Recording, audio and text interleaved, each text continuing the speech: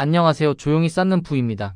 1천만 원을 모으셨다면 이제는 그 돈을 한 번에 어디에 넣을지보다 앞으로도 계속 모이고 불어나는 구조를 만드는 게 먼저입니다. 오늘은 1천만 원을 지키는 순서와 불리는 순서, 그리고 마음 편하게 투자로 연결하는 순서를 차근차근 말씀드리겠습니다. 지금 당장 큰 수익을 내는 방법이 아니라 내일도 같은 행동을 반복할 수 있는 방법을 함께 정리해 보겠습니다. 구독과 좋아요는 조용히 쌓아가는 투자 습관을 이어가는데 큰 힘이 됩니다. 그럼 이제 시작합니다. 1천만 원이라는 숫자는 단순히 통장 잔고의 한 줄이 아니라 내가 내 생활을 통제할 수 있다는 증거이기도 합니다. 그래서 많은 분들이 이 시점에서 갑자기 조급해지세요. 지금까지는 모으는 구간이었는데 이제부터는 굴리는 구간으로 넘어가야 할 것 같다고 느끼십니다. 그러다 보니 정답이 있을 것 같고 놓치면 손해일 것 같다는 마음이 자연스럽게 올라옵니다. 그런데 투자에서 가장 자주 사람을 흔드는 게 바로 그 조급함입니다. 돈이 커질수록 선택이 쉬워지는 게 아니라 오히려 선택지가 많아져서 마음이 흔들리기 쉬워집니다. 그래서 1천만 원을 모은 다음 단계는 종목을 고르는 일이 아니라 내 돈의 역할을 나누는 일부터 시작하셔야 합니다. 우리는 돈을 하나의 덩어리로 보면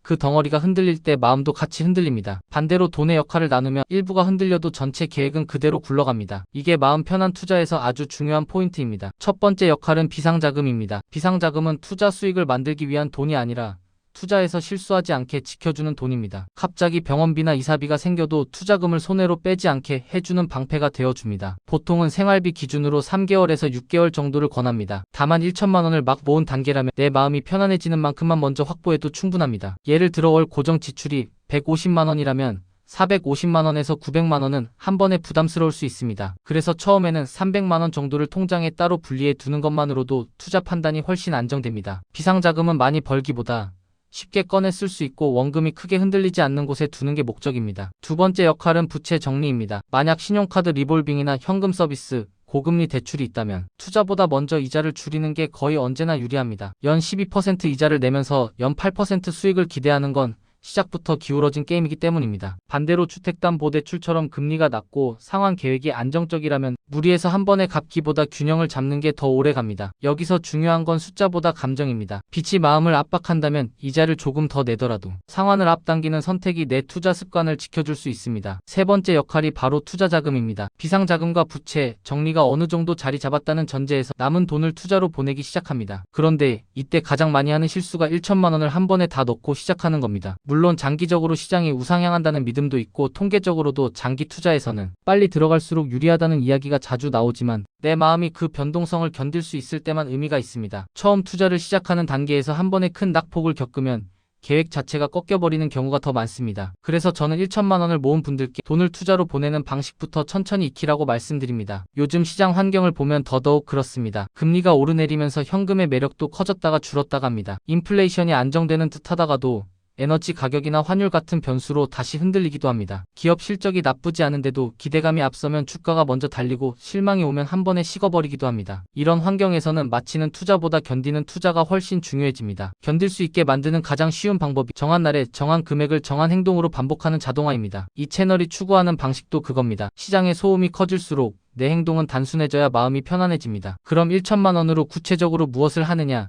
이 질문으로 돌아가 보겠습니다. 저는 지금 가진 1천만 원을 분할로 투자 시스템에 올려놓는 것부터 추천드립니다. 그리고 앞으로 들어올 월급과 현금 흐름을 자동으로 투자에 연결하는 것이 두 번째입니다. 예를 들어 투자에 쓸 수 있는 돈이 600만 원이라고 가정해 보겠습니다. 이 돈을 오늘 한 번에 넣는 대신 6개월로 나눠서 매달 100만 원씩 같은 날 같은 상품을 사는 식으로 시작하는 겁니다. 이렇게 하면 시장이 올라가도 내려가도 내 행동이 크게 흔들리지 않고 투자 초기에 중요한 지속 가능성을 확보할 수 있습니다. 그 다음 질문은 결국 어떤 상품을 사야 하느냐겠죠. 이때도 마음 편한 투자에서는 단순함이 이깁니다. 처음부터 개별 종목을 여러 개 고르기보다 시장 전체를 담는 광범위한 지수형 상품을 중심에 두는 게 좋습니다. 예를 들면 한국지수 ETF와 글로벌 주식 ETF를 기본으로 두고 채권이나 현금성 자산을 곁들여 흔들림을 줄여가는 방식입니다. 여기서 핵심은 내가 이해할 수 있는 범위입니다. 매일 뉴스를 보지 않아도 분기 실적을 읽지 않아도 세계 경제가 장기적으로 성장한다는 큰 흐름에 올라타는 구조를 만드는 겁니다. 또 하나 꼭 짚고 싶은 게 환율입니다. 해외 자산에 투자하면 환율이 수익률에 영향을 줍니다. 환율이 오르면 해외 자산 수익이 더 좋아 보이고 환율이 내리면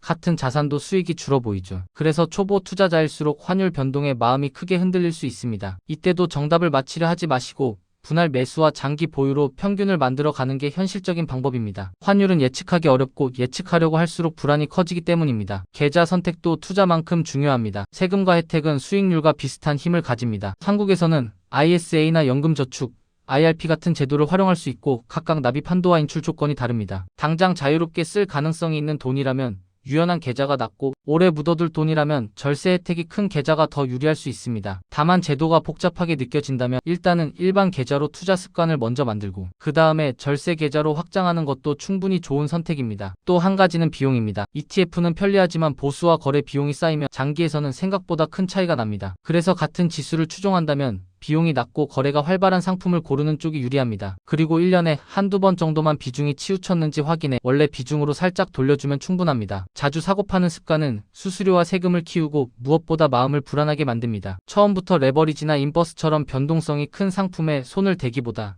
느리더라도 꾸준히 가는 길이 더 잘 맞습니다. 여기까지 오면 이런 생각이 드실 수 있습니다. 그럼 나는 비상자금은 얼마로 잡고 투자 비중은 어느 정도로 해야 할까 하는 질문입니다. 이때 저는 숫자를 정해드리기보다 기준을 잡는 방식으로 접근하시면 좋겠다고 말씀드립니다. 잠을 방해하지 않는 수준인가?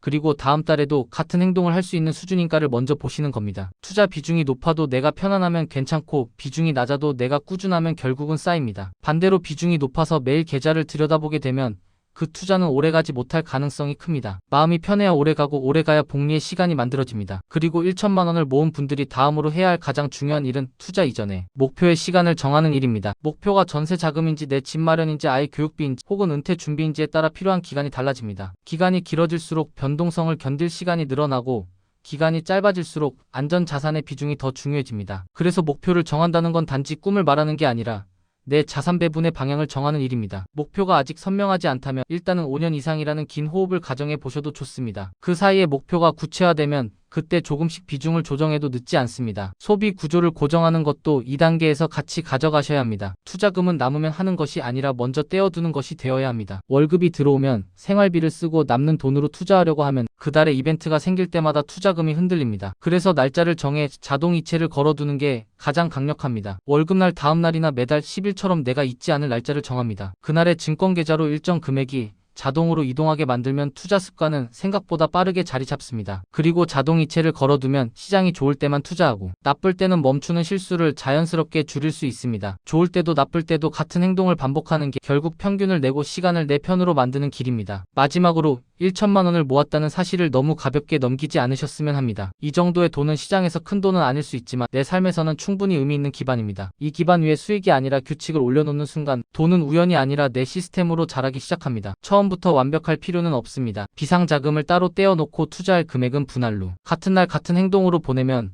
그 자체로 이미 흔들림을 줄이는 안전장치가 하나 생긴 셈입니다. 월급에서는 일정 금액이 자동으로 투자로 이동하도록 설정해 두면 앞으로의 1천만 원도 조용히 쌓이기 시작합니다. 오늘도 시장은 흔들릴 수 있고 뉴스는 소리를 키울 수 있지만 우리는 조용히 한 걸음씩 쌓아가면 됩니다. 조용히 쌓는 부 마음이 편안해지는 투자 이야기. 이 영상이 도움이 되셨다면 구독과 좋아요로 함께 해주세요. 여러분의 투자 여정에 작은 힘이 되겠습니다. 오늘 내용은 정보 전달을 위한 일반적인 내용입니다. 최종 판단과 책임은 투자자 본인에게 있습니다. 오늘도 조용히 쌓는 부와 함께 해주셔서 고맙습니다.